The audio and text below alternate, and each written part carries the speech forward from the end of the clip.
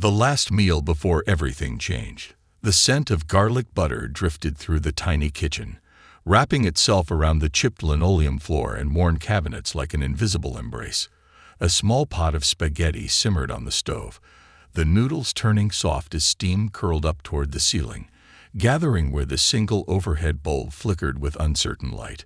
Janelle Porter stood barefoot, her toes curled against the cool floor, humming softly as she stirred the sauce. The kitchen was the heart of their home, cramped but warm, with fridge magnets spelling out misspelled words in her son's childish handwriting. Above the sink, a cracked window framed the dull gray sky outside. Storms were coming. 6-year-old Malik sat cross-legged on the couch in the next room, a comic book open across his lap. His tiny fingers traced the colorful pictures, his lips moving silently as he tried to sound out words. Janelle listened to the rise and fall of his voice, a melody she'd memorized as well as the rhythm of her own heartbeat. "Mama," Malik called. "What's vengeance mean?" Janelle wiped her hands on her apron and leaned in the doorway. "Vengeance is when someone hurts you real bad and you want to hurt them back." Malik's brow furrowed. "But you said it's bad to hurt people." "It is." Janelle walked over, brushing his thick curls with her fingers. "That's why it's better to forgive." He considered that, his wide eyes serious in his small face, even if they're real mean. Janelle knelt, bringing her face to his. Even then, she kissed his forehead. "We're not supposed to carry hate inside us, baby. It's too heavy." Malik nodded slowly, as if storing the lesson somewhere deep inside. "Okay, I won't hate nobody." "Good." She tapped his nose, making him giggle, before heading back to the stove. The meal was simple: spaghetti with jarred sauce and garlic bread from a loaf already half stale, but they ate it like it was a feast. Janelle treasured these small moments, filling Malik's plate high and watching him devour each bite like a growing boy should. Her hands ached from working double shifts at the diner, her feet swollen from hours standing, but she never let it show at home. "Mama," Malik said between mouthfuls, "can we read a story tonight?" "Course, baby," Janelle smiled. "You pick." Later, after dishes were washed and the storm began to patter against the windows, Janelle settled beside Malik in his little bed. His Spider-Man blanket curled around them both. From the bookshelf, he chose a worn-out paperback, pages softened by repeated readings. "Once upon a time," Janelle began, her voice low and soothing, "there was a little bird who wanted to fly higher than anyone ever had." Malik's head rested on her arm, his breathing slowing as her voice carried him toward sleep. "Did the bird do it?" he murmured. Janelle kissed his curls. "You'll have to wait and see." Outside, thunder growled low in the sky. The storms were moving closer. The next morning dawned too early, sunlight bleeding through the broken blinds. Janelle dressed quietly, easing into her uniform with the practiced care of a mother trying not to wake her child. Malik stirred briefly when she kissed his forehead, but settled back into sleep. Downstairs, Janelle locked the door behind her and stepped into the street. The apartment complex they lived in sagged against the weight of its own years, paint peeling from its sides like sunburnt skin. A few doors down, Mrs. Callahan was already out on her stoop, smoking the first of her daily cigarettes. "Morning," Janelle said softly. Mrs. Callahan squinted, ash falling from her cigarette. "You hear about that man got killed last night?" Janelle paused, her keys jangling in her hand. "What man?" "The shop owner. That little corner store off Maple. They say someone slit his throat right outside his own door." A shiver passed over Janelle's skin. She walked past that store every day. Malik sometimes tugged her hand, asking for candy. "Do they know who did it?" Mrs. Callahan shrugged. "Cops been crawling all over the place since before dawn." "Be careful, honey." Janelle forced a smile. "Always." She made it to the diner just as the first round of regulars stumbled in. Truckers, late shift nurses, and a few old-timers who came mostly for the company. The coffee machine hissed and sputtered, and Janelle wove between tables with the ease of someone who'd learned to carry 5 plates at once without spilling a drop. The air smelled of bacon grease and burnt toast, and her feet hurt before her shift even really started. By noon, the police arrived. 2 officers, a thick-necked man with skin the color of boiled ham, and a younger one whose face barely needed shaving. They stood at the counter, their eyes sharp beneath the brims of their caps. "Janelle Porter?" the older one asked. Her stomach tightened. "That's me. We need you to come with us." The police station was colder than Janelle expected, the fluorescent lights buzzing faintly like distant wasps. They sat her in a room with no windows, only a metal table and a chair that scraped too loudly when she pulled it out. The older officer, who introduced himself as Detective Langston, sat across from her. His partner stood by the door, arms crossed over his chest. "We have some questions about last night." Janelle's pulse skipped. "I was home with my son." "Anybody see you?" "My neighbor, Mrs. Callahan." Langston made a note, his pen scratching the paper. "Your fingerprints were found at the scene." Janelle's breath hitched. "What?" "The corner store," he said, voice calm but heavy. "The knife that killed Mr. Kim was found in the alley behind your building. It had your fingerprints on it." The room spun. "No," she whispered. "That's not possible." Langston's eyes never left her face. "Ever been in the back alley?" "Sometimes," Janelle admitted, voice trembling. "Taking out trash." "And the knife?" She shook her head. "I don't know anything about a knife." Langston leaned back. "We also have witness statements. Someone saw a woman matching your description leaving the scene." Janelle felt the air leave her lungs. Her mind raced, grasping for explanations, for sense. "This is a mistake." "Then help us understand," Langston said, his voice deceptively gentle. "Tell us the truth." "The truth. That she worked until her bones ached. That she lived for her son. That she'd never so much as raised her voice at a stranger. But the truth wasn't what they wanted. The truth wouldn't save her." Hours blurred into one another. They took her fingerprints, her mugshot. She sat on a bench in a holding cell, her knees pressed together, trembling hands folded in her lap. She thought of Malik. Who would pick him up? Who would tuck him in? Evening came and went. A public defender, a man who smelled faintly of stale coffee and cigarettes, shuffled into the cell to speak with her. He flipped through a thin file, shaking his head. "The evidence is bad," he muttered. "They want to make an example out of someone." "But I didn't do it," Janelle whispered. He didn't look at her. "Doesn't matter." When they walked her into court the next morning, shackles jingling around her wrists and ankles, Malik's wide eyes locked onto her from the gallery. His small hands gripped the pew so tight his knuckles turned white. She managed a smile, a brave thing meant only for him. She never got to hold him again. That night, Malik lay curled in his grandmother's bed, his small face pressed into her chest. Loretta Porter stroked his curls, humming softly through her tears. "Why they take Mama?" Malik asked, voice muffled. Loretta couldn't find the words. All she could do was hold him tighter, as the storm raged outside and the world they knew unraveled. When the world turns its back, the sun rose with a kind of cruel indifference that didn't care who had lost everything the night before.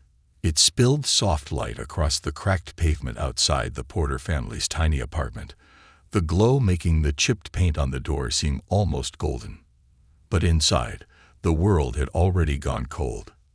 Loretta Porter sat at the kitchen table, her hand wrapped around a chipped coffee mug she'd had since Janelle was Malik's age. The coffee inside had long gone cold, the surface covered in a thin film.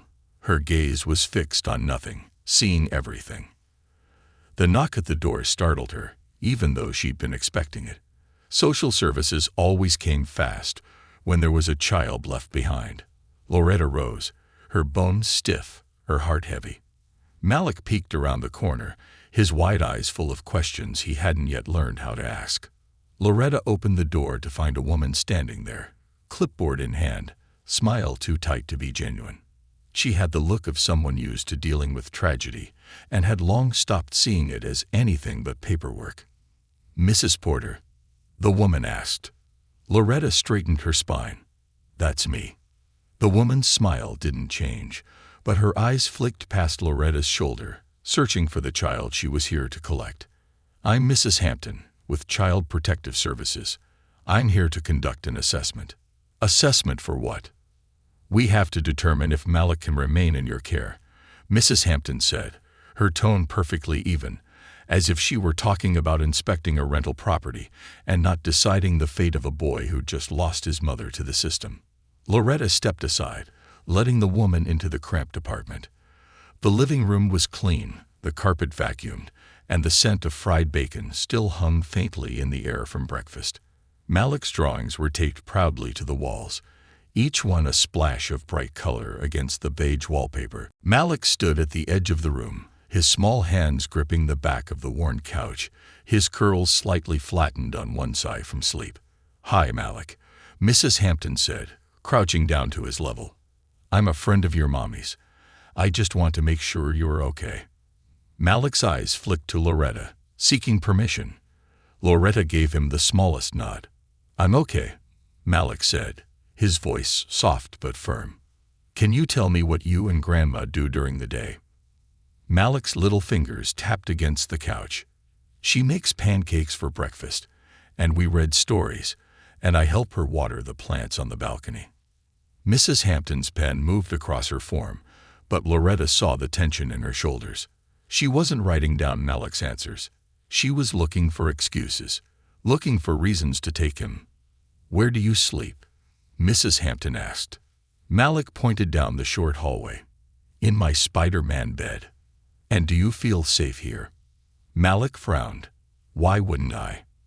Mrs. Hampton's lips tightened. She made another note, this one longer. "Can I talk to your grandma for a minute?" she asked. Malik hesitated, but at Loretta's gentle touch, he shuffled off to his room. Loretta folded her arms and faced the social worker, her face calm but her spine steel. "We're not gonna have a problem, are we?" Loretta asked. "That depends," Mrs. Hampton said, lowering her voice. "There are some concerns, with Malik's mother under arrest, and your age." "My age." Loretta's eyebrows shot up. "I raised 2 kids already. I know what I'm doing. It's not personal, Mrs. Porter. We just need to ensure Malik's environment is stable. This is his home. His mom is gonna come back here. She's innocent." Mrs. Hampton gave the polite, non-committal smile that professionals like her had mastered. "We'll be in touch." After the door shut, Loretta stood in the silence, hands shaking slightly. She didn't sit down. Couldn't. Malik's life was balanced on a blade, and the weight of it pressed down on her chest, making every breath sharp-edged. In his room, Malik sat cross-legged on the floor, a crayon in his hand. He was drawing again, something he did when he couldn't say what was in his heart. This picture showed a house, a small figure in the window with curly hair like his, and a woman outside in a gray dress with her hands behind her back. He didn't need to explain it. Loretta felt the story in every stroke. Later that day, Loretta took Malik to the library. It was one of the few places left that felt safe. The librarian, Miss Kendra, had known Janelle since she was a girl. When they walked in, Miss Kendra smiled softly but didn't ask questions. She just handed Malik a stack of books, superhero comics, animal stories, and a few chapter books he wasn't quite old enough for, but liked to try reading anyway. Loretta sat in one of the stiff chairs by the window, her hands folded in her lap. Outside, the street pulsed with life. Mothers pushing strollers, teenagers hanging out on corners, and at least one police cruiser slowly rolling by. People were watching her. She could feel it.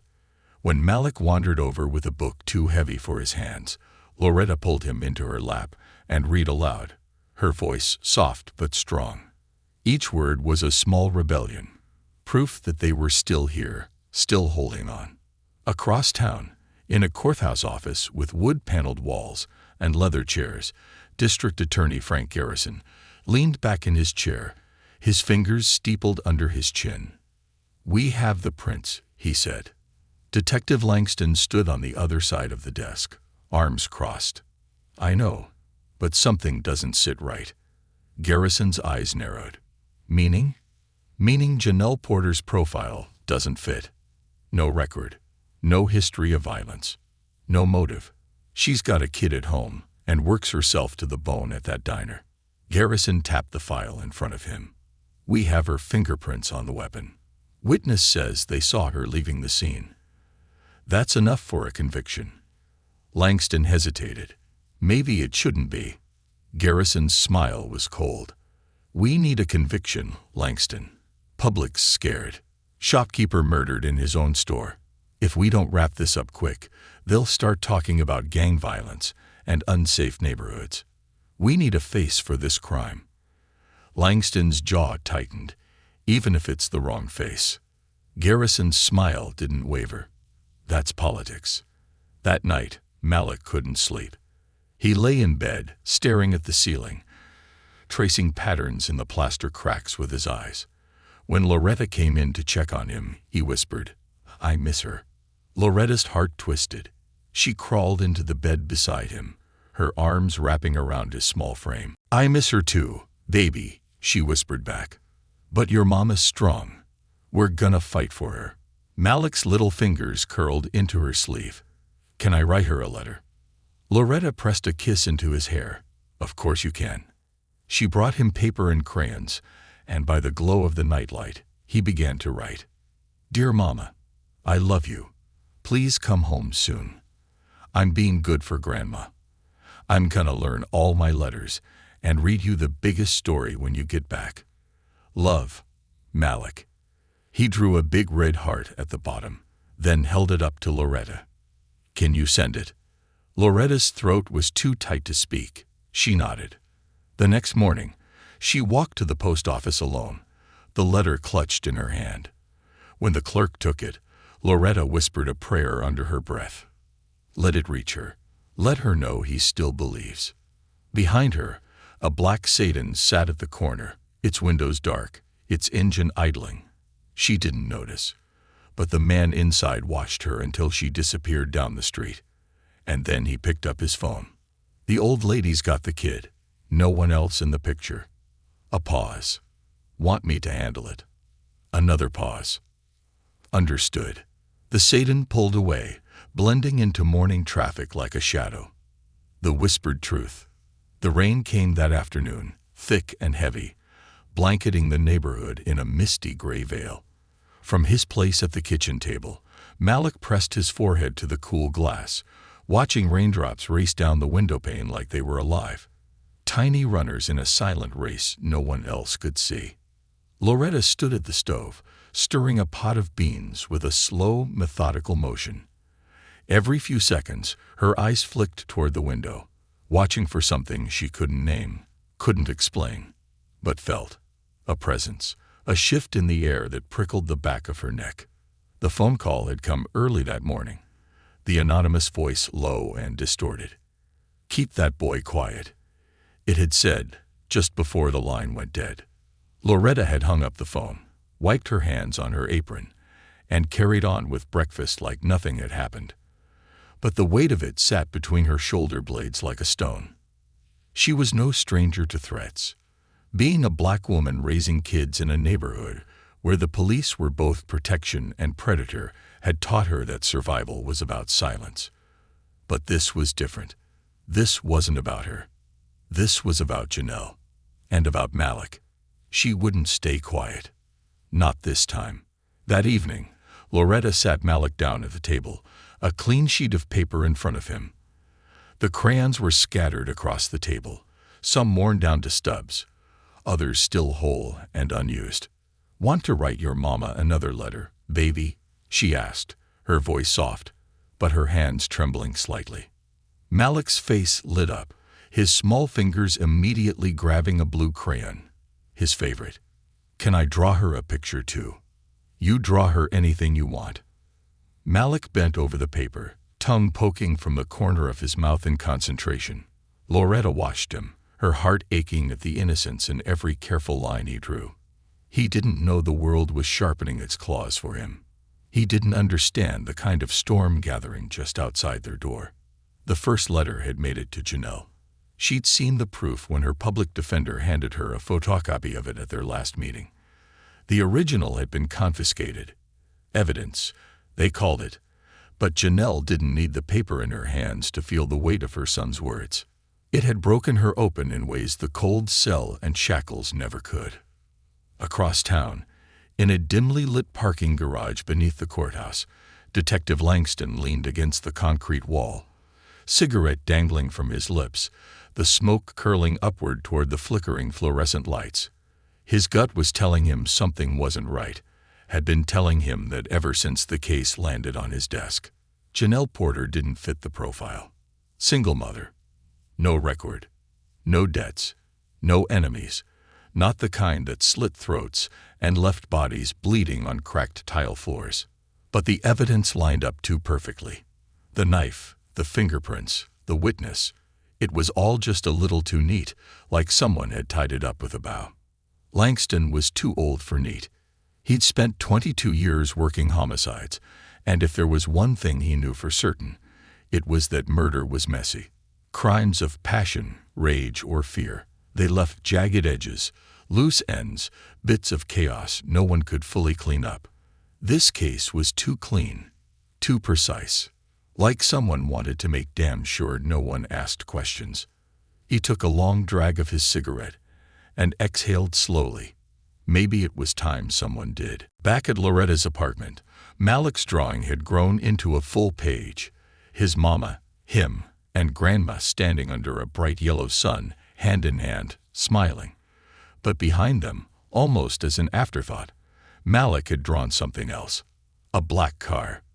Its windows were dark, no faces inside, just a shadow with 4 wheels. "What's that, baby?" Loretta asked, pointing to the car. Malik shrugged, his crayon tapping the paper absent-mindedly. "It's the car that's always outside." Loretta's stomach dropped. "What car, baby?" "The one that parks across the street," Malik said, eyes never leaving his picture. "The man inside watches me when we walk to the library." Loretta's throat went dry. She forced her voice to stay calm. "What kind of man?" Malik's brow furrowed, concentrating. "He wears a hat, and he smokes a lot, and he's got a snake on his arm." Loretta's breath caught. Her mind flashed back to the whispered phone call, the feeling of being watched, the quiet black sedan parked on the corner every time they stepped outside. A snake tattoo. "Why didn't you tell me, baby?" she asked, voice gentle but trembling at the edges. Malik's eyes flicked up to hers, wide and serious. "I didn't think it mattered." He never got out of the car. That night, Loretta didn't sleep. She sat at the kitchen table, phone in hand. The clean burner phone Harlow had slipped her just in case. Her finger hovered over the contact list. It contained only one number. She didn't want to make the call. But she was a mother before anything else, and no mother leaves her child defenseless. She pressed dial. The voice that answered was low and gravelly, like a man who smoked too much and slept too little. "You got something for me?" "I need to know who's watching us," Loretta said quietly. "And why?" The man on the other end grunted. "That's a big ask." "I'll pay." He laughed, a dry, humorless sound. "It's not money I want." Loretta's fingers curled tight around the phone. "Then what?" "Truth," the man said. "If I dig and I find it, you don't bury it, no matter how ugly it is." Loretta's heart hammered. Deal. The line went dead. The next morning, Langston knocked on the front door of Loretta's apartment. Loretta didn't trust police, hadn't for a long time, but something in Langston's eyes gave her pause. They were tired eyes. Eyes that had seen too much, the kind of eyes that might know the difference between truth and convenience. "Can we talk?" Langston asked, holding up his badge. Loretta opened the door just enough to let him in. Malik stood in the hallway, peeking around the corner with the curiosity of a child who knew grown-ups only whispered when something bad was happening. Langston squatted down, meeting Malik's eyes. "You okay, buddy?" Malik didn't answer, just nodded. Langston turned back to Loretta. "I need to ask you some questions. About Janelle. About that night." Loretta's arms crossed. "My daughter didn't kill nobody." Langston nodded. "I'm starting to think the same thing." The walls Loretta had built around herself softened just a little. Over the next hour, Loretta told Langston everything. Where Janelle had been, what she'd done, how she came straight home to Malik. Malik sat beside his grandmother, adding details in his careful, serious voice. They talked about the black car, the man with the snake tattoo, the way the car always disappeared when the police came around. Langston took notes, his pen moving quickly across his pad. When they finished, he sat back, chewing the inside of his cheek. "I'm gonna look into this," he said. "But I need you to be careful." "We always are," Loretta said quietly. "No," Langston said, leaning forward. "I mean real careful. If someone set Janelle up, it's because they wanted her out of the way. And if they're watching you, it's because they're not done." That night, Loretta tucked Malik into bed, sitting beside him long after his breathing evened out into sleep. In her hands was the letter Malik had written to Janelle, the second one. She hadn't mailed it yet. Something about sending those words into the world felt dangerous now, like putting a target on his back. But Malik had written it for his mother, and no one had the right to take that from him. She folded the letter, sealed it in an envelope, and tucked it into her Bible, right between Psalms and Proverbs. Then she sat by the window, watching the street, waiting for the black car to appear. It didn't come that night. But she knew, just like the rain, just like the storm, it would come again. Letters that shatter walls. The sun was still climbing over the rooftops when Malik woke to the sound of hushed voices coming from the kitchen. The scent of coffee and something slightly burnt filled the air, but it wasn't the smell or the clatter of pots that made him slide out of bed. It was the tension. That strange, invisible heaviness that had been hanging over the house ever since Mama didn't come home. Barefoot, Malik tiptoed down the hallway, his Batman pajamas slightly too short at the ankles. He peeked around the corner, eyes wide, watching as Grandma Loretta stood at the table with a man he didn't recognize. The man had skin the color of old pennies and tired eyes that darted constantly to the window, as if the walls might start listening. The man's voice was low and urgent. "The car's not just watching anymore." Loretta's hand gripped the coffee cup tighter. "What do you mean?" "They got pictures," the man said. "Of you. Of the boy. Every time you leave the house, every time you go to that library, someone's been watching." Loretta's mouth tightened into a thin line. "And?" The man slid a folded envelope across the table. "And they've been sending those pictures to someone who's paying real well to keep tabs on you." Loretta's fingers hesitated before picking up the envelope. Inside were glossy photos, too sharp, too close. One of Malik holding her hand outside the grocery store. Another of Loretta sitting on their front steps, smoking a cigarette while Malik colored chalk stars on the sidewalk. The final photo made her breath catch. It was Malik, alone, standing by the fence of the playground. The camera focused solely on his small, unknowing face. "Who?" Loretta whispered. "Who's paying?" A man glanced at the window again, the morning light slicing across his weathered face. Judge Howard Lynch. Loretta's stomach knotted. She'd seen Lynch's face on TV during Janelle's trial. The sharp, hard lines of a man who had already made up his mind before her daughter ever opened her mouth. But knowing his name didn't make the fear easier to swallow. "Why my baby?" she asked, her voice cracking. "Because your grandson," the man said quietly, "won't stop writing letters."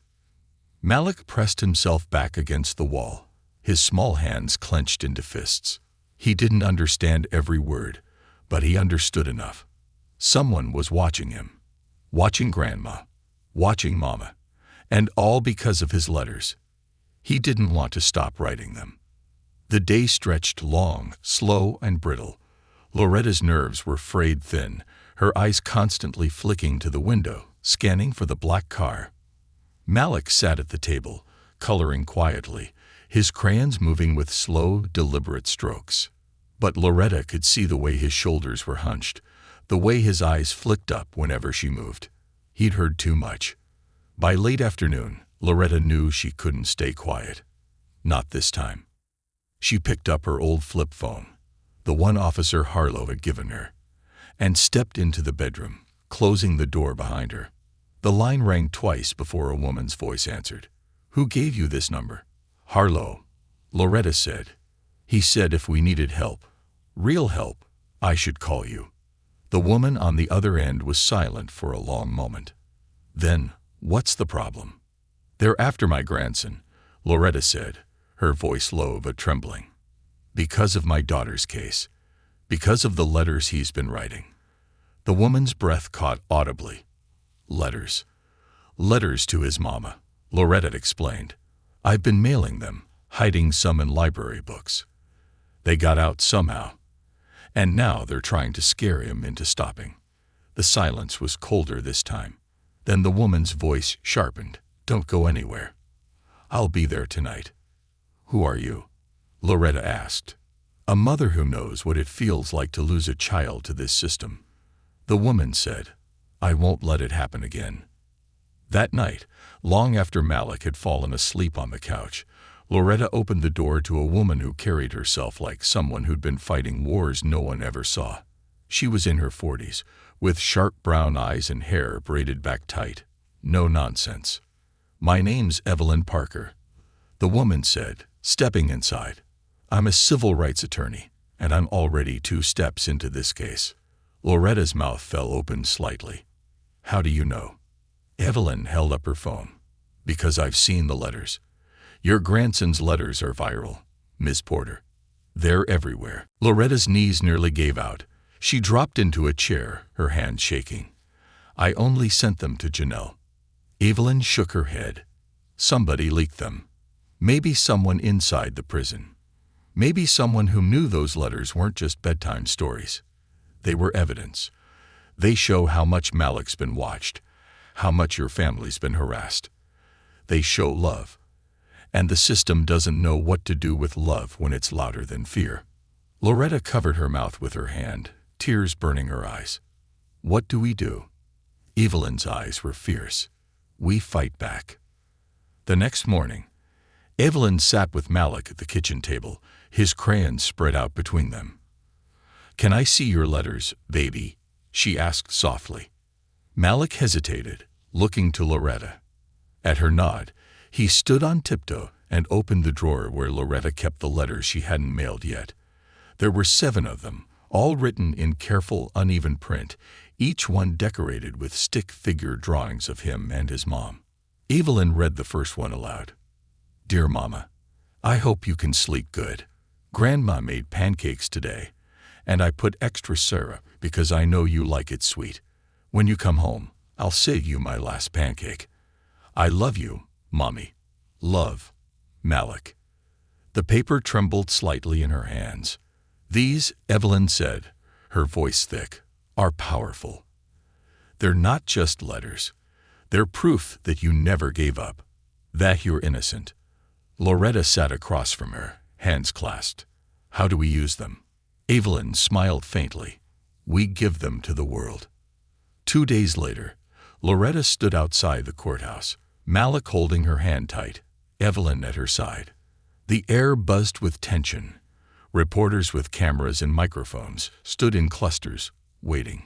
Some of them recognized Loretta from the trial, the grieving mother of the woman who'd been convicted so quickly the ink on the verdict hadn't even dried before they took Janelle away. Malik clutched his latest letter in his small hand.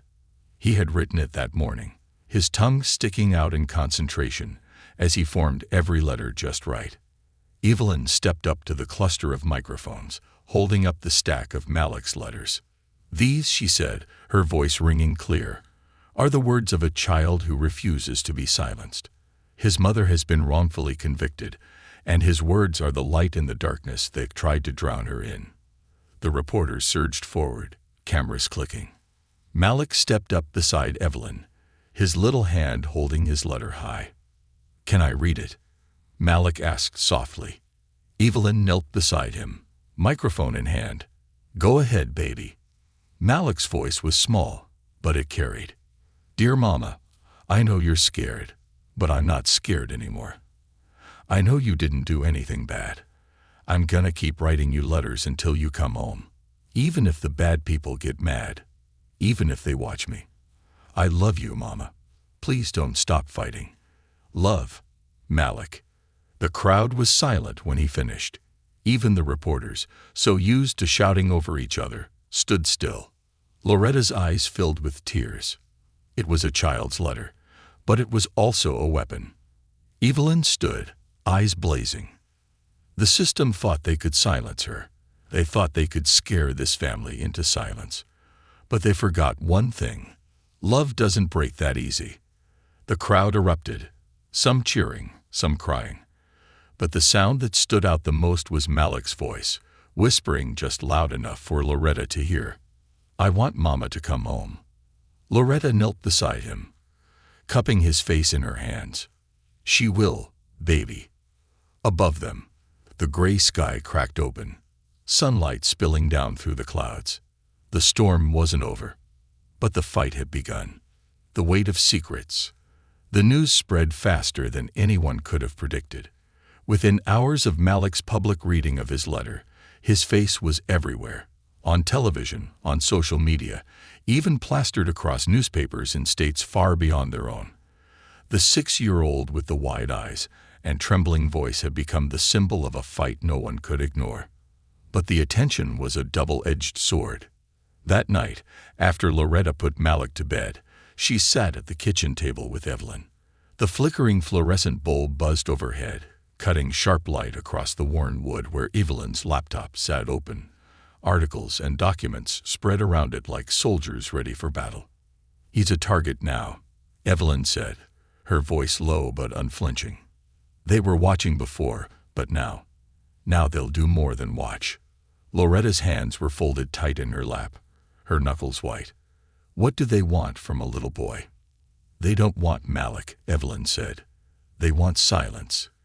They want fear, and if making that boy disappear makes the letters stop, they'll do it." The words made Loretta's stomach twist, but she didn't flinch. Her hands shook slightly, but her voice stayed strong.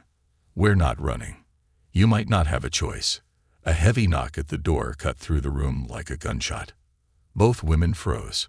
Evelyn's hand slid under her coat, fingers brushing the cold steel of the compact pistol she always carried. Loretta rose slowly, her legs trembling under her weight. Every step toward the door felt like wading through mud. "Who is it?" she called, voice cracking just slightly. "It's me," came a familiar voice, low, tired, but unmistakable. "Detective Langston." Loretta unlatched the chain and opened the door just wide enough to see him standing there, rain dripping off his coat, his eyes rimmed red like he hadn't slept in days. "Can I come in?" Langston asked. Loretta hesitated only a second before stepping aside. Evelyn remained at the table, her hand resting lightly on her weapon, her gaze razor-sharp as Langston walked in. His eyes swept over the papers and laptop before settling on Malik's crayon drawings taped to the fridge. All bright colors and stick figures, one with a tall figure in a suit with no face. The black car. Langston cleared his throat. "They know." "Know what?" Loretta asked, her arms folding defensively across her chest. "Everything," Langston said, his voice like sandpaper. "The letters, the press conference. They know that boy is talking, and they're not gonna let him keep talking." Loretta's heart hammered. "What does that mean?" Langston hesitated. For the first time, Loretta saw something in him she hadn't expected. Fear. "It means Lynch and his people aren't just going after Janelle anymore," Langston said. "They want every loose end tied up. That includes you, Evelyn, and Malik." Evelyn's chair scraped loudly against the floor as she stood. "Let them come," she said, her voice steely. "I've got enough on Lynch to hang him 3 times over." Langston shook his head. "It's not enough. Not yet. They still have people inside the system, people who'll destroy evidence, threaten witnesses, make files disappear. Evelyn's fists clenched. Then we hit them faster. Later that night, after Langston left, Loretta sat on the edge of Malik's bed, watching the slow rise and fall of his chest as he slept. The nightlight cast soft shadows across his face, highlighting the curve of his cheek and the curl of his lashes. She stroked his forehead, her touch feather-light. "I'm gonna keep you safe," she whispered, "no matter what." But even as she said it, the fear coiled in her chest, a dark, heavy thing that no amount of love could completely banish. The next morning, Evelyn's plan unfolded like a map spread across the table. "We hit them everywhere at once," she said, pacing back and forth.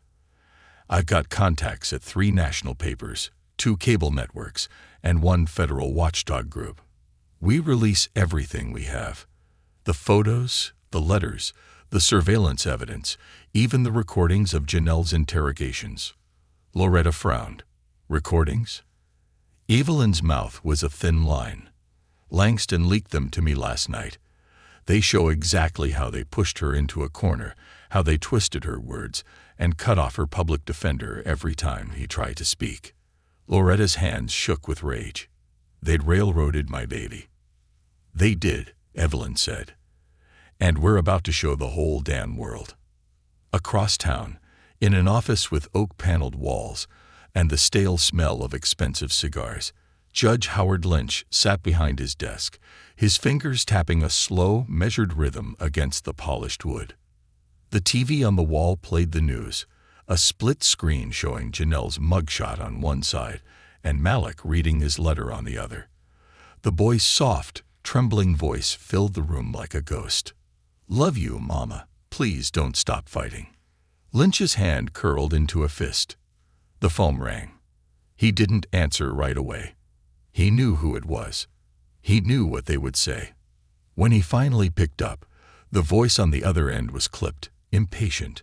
"You let this get out of control." Lynch's jaw tightened. "I'm handling it." "No," the voice snapped. "You're not. And now it's too public. Too messy." Lynch could feel the walls closing in around him.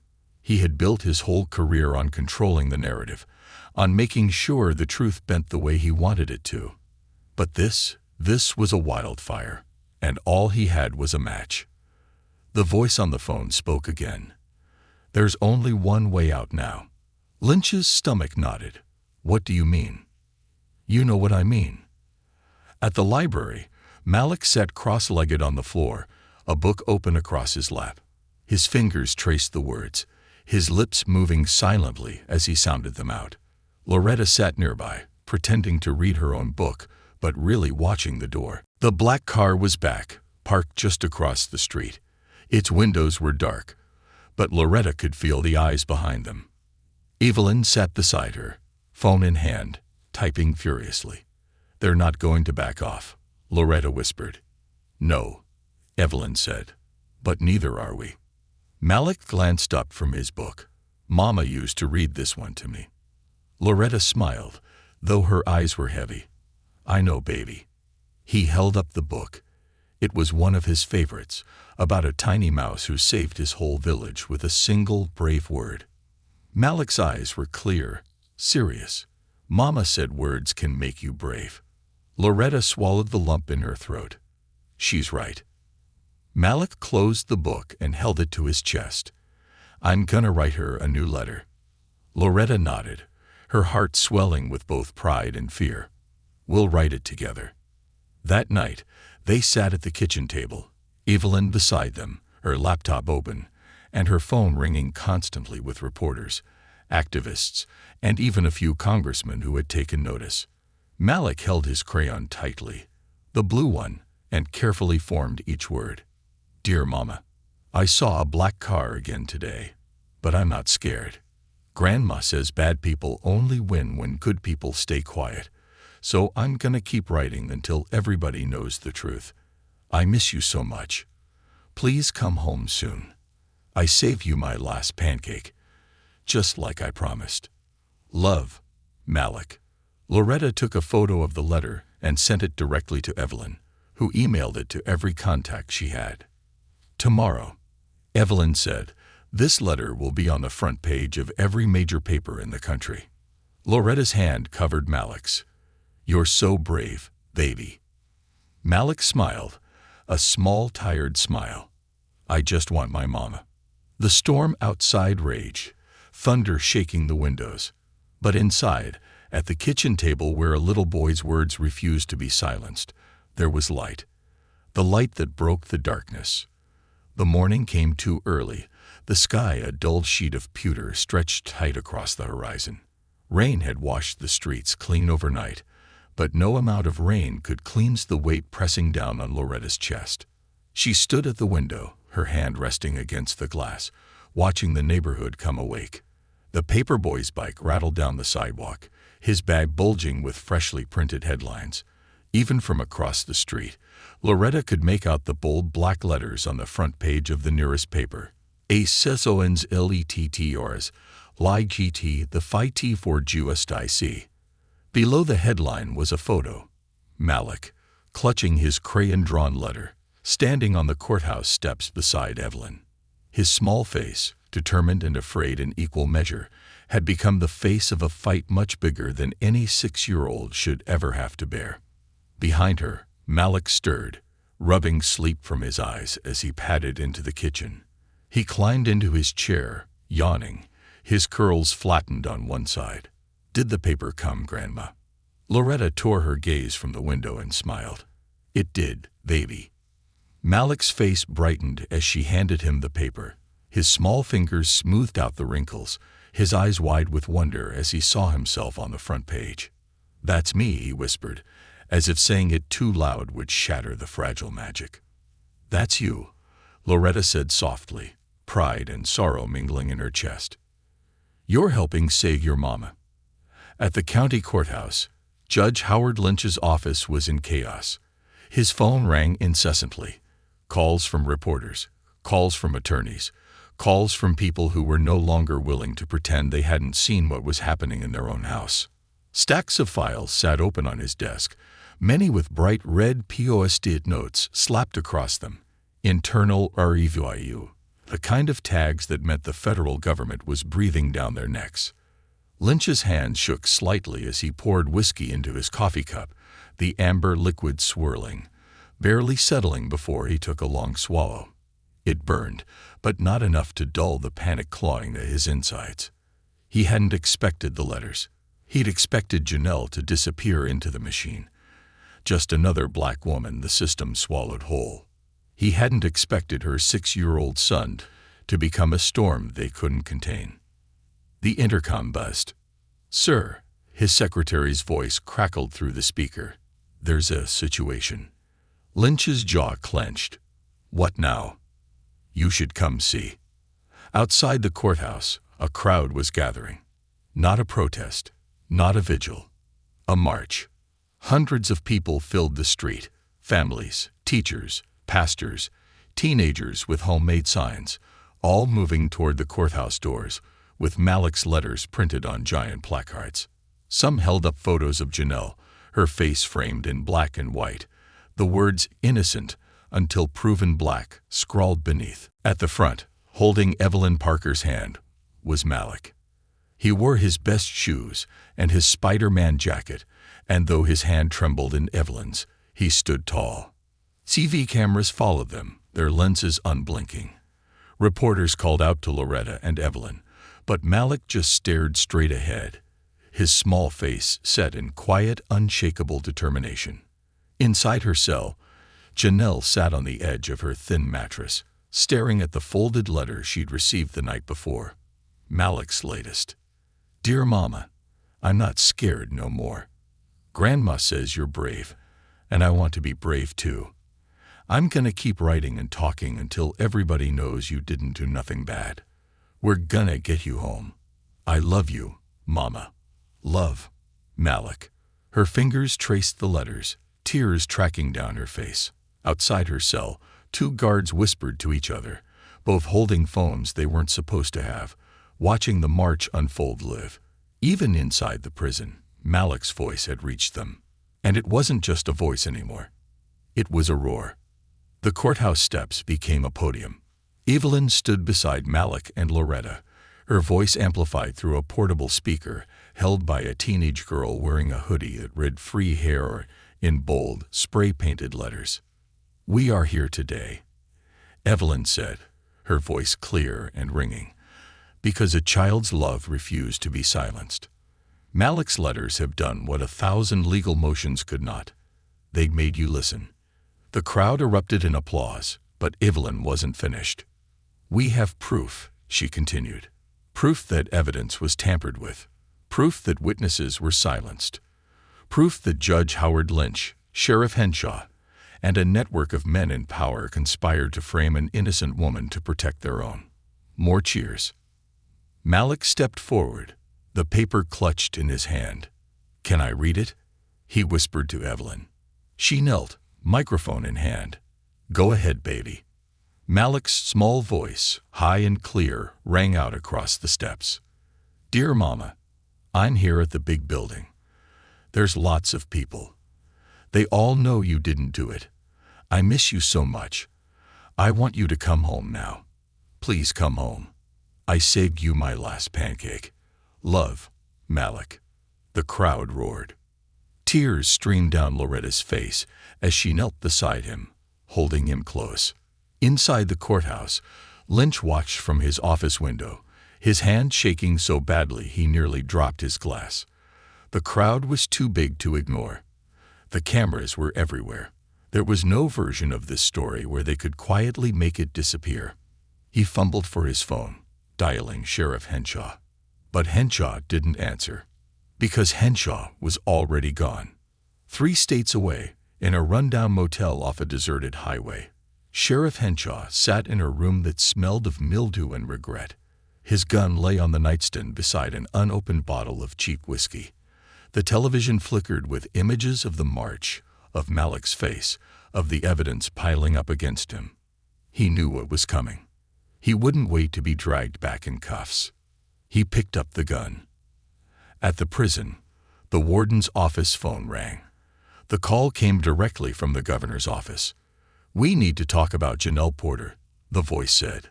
By sunset, Janelle was taken from her cell, not to solitary, not to another courtroom, but to a conference room where Evelyn Parker and Detective Langston sat waiting.